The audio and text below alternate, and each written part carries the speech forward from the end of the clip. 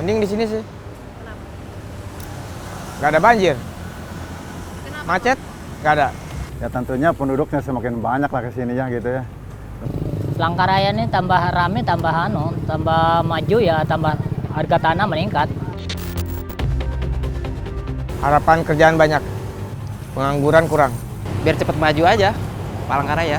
Ya seneng saya tuh kalau tambah maju tuh kan cari usaha di sini. Kalau di sini nih maju malah kan banyak orang dari luar masuk lagi ke Palangkaraya nih, tambah rame.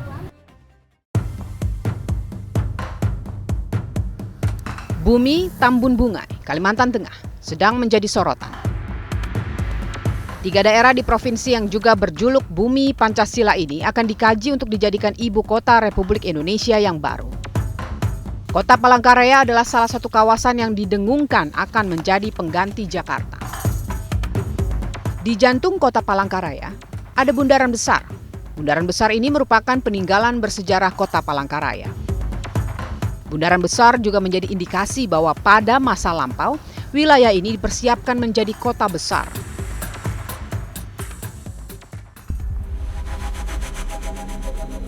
Juli 1957, Presiden Soekarno datang ke Kalimantan Tengah untuk meresmikan pencanangan kota Palangkaraya. Dalam peresmian tugu ini disebut-sebut Presiden Soekarno sempat menyatakan keinginannya menjadikan Palangkaraya sebagai ibu kota. Dari kajian desain-desain ibu kota negara, biasanya umumnya yang selalu ada dalam desain ibu kota adalah konsep sumbu. Konsep sumbu, kemudian konsep-konsep nasionalis dan sebagainya. Nah ternyata di Palangkaraya itu ada konsep itu ya. Yaitu yang sekarang berupa Jalan Yosudarso itu dengan endingnya dulu dikenalnya sebagai Istana Gubernur ya. Sekarang rumah jabatan. Bung Karno yang gemar ya. Bung Karno itu kan gemar dengan desain Polyvium, juga gemar dengan desain Trivium, juga gemar dengan desain Mall Washington DC.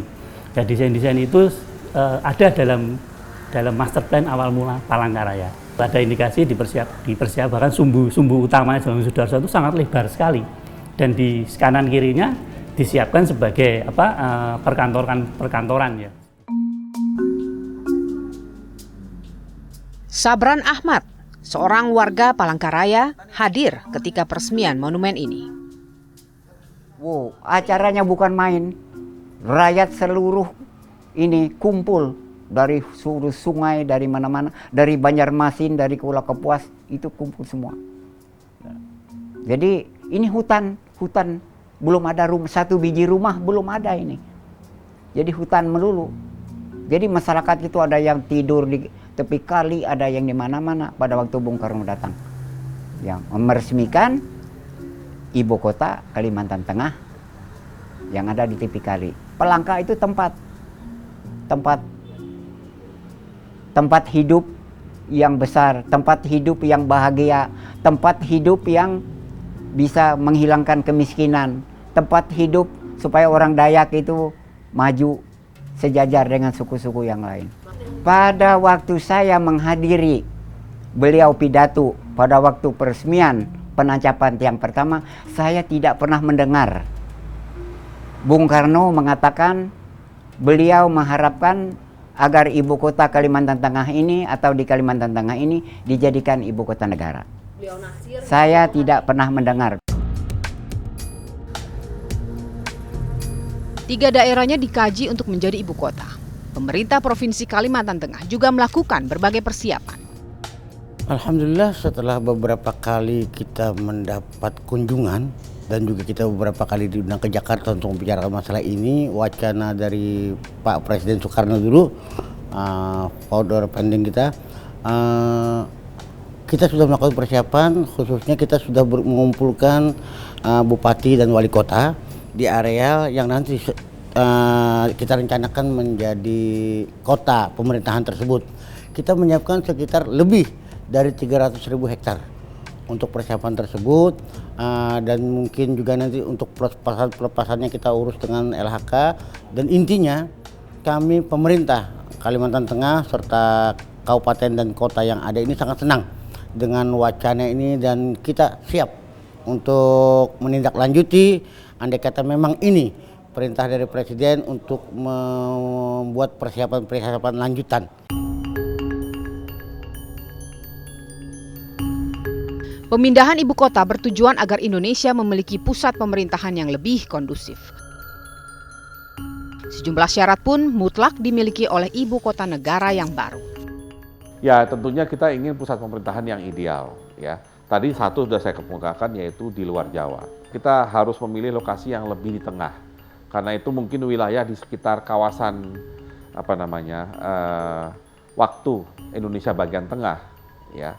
Jadi zona waktu Indonesia bagian tengah itu yang paling ideal, karena memang dia posisinya di tengah, ya. Kemudian yang ketiga yang tidak kalah penting, adanya lahan yang luas dan sudah dikuasai oleh pemerintah.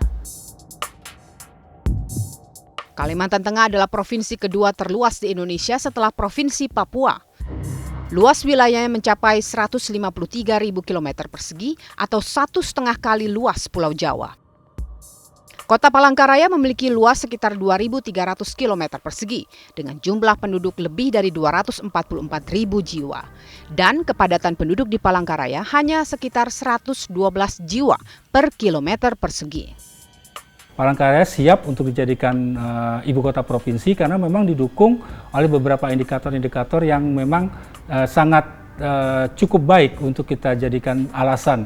Yang pertama, Kalimantan Tengah secara provinsi itu kita mempunyai indikator makro yang cukup baik, antaranya adalah angka pengangguran kita relatif rendah, tingkat kemiskinan juga rendah, kemudian juga pertumbuhan ekonominya termasuk yang tinggi laju pertumbuhannya.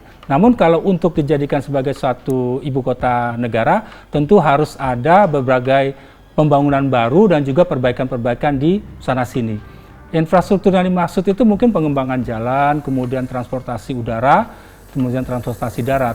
Untuk saat ini kita harus melakukan kajian lebih mendalam lagi untuk bagaimana kesiapan itu tidak hanya dari sisi kesiapan pemerintahan, tapi juga dari sisi infrastrukturnya juga. Tidak hanya Palangkaraya, wilayah lain juga pernah masuk nominasi kawasan yang akan dijadikan ibu kota. Tidak jauh dari Jakarta, Kecamatan Jonggol di Kabupaten Bogor, Jawa Barat sempat digaungkan menjadi ibu kota baru pada masa pemerintahan Presiden Soeharto. Namun wacana ini menguap begitu saja. Mengapa? Pindah ibu kota tidak menyelesaikan masalah. Karena yang harus kita ajarkan kepada masyarakat adalah bagaimana tinggal di kota secara lebih beradab, lebih berkarakter, dan memahami budaya kota.